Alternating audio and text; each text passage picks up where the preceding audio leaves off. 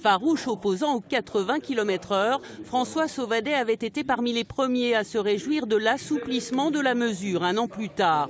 En Côte d'Or, la limitation de vitesse devrait revenir à 90 km/h sur certains axes, 1135 km sur les 5845 que compte le réseau départemental.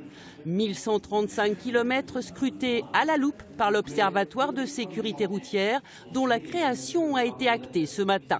Ce nouveau dispositif a fait l'unanimité, même chez les conseillers comme Christophe Avenat, qui personnellement n'approuve pas le retour aux 90 km/h et l'a redit.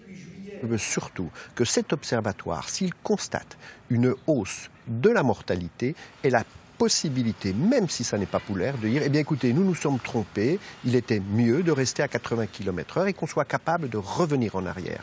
Ça, c'est quelque chose qui doit être dit. Si par exemple des zones seraient level un peu plus difficiles, accidentogènes, eh ben, je prendrai mes responsabilités, on repassera à 80, voire même moins. Il y a des itinéraires sur le département où je suis passé à 50, voire 30.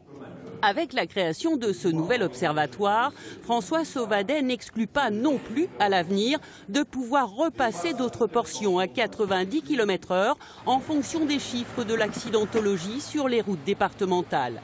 L'an dernier, sur les 27 accidents mortels survenus en Côte d'Or, 19 ont eu lieu sur le réseau départemental et 15 de ces accidents ont eu lieu hors agglomération. C'était 2 de plus que l'année précédente en 2018.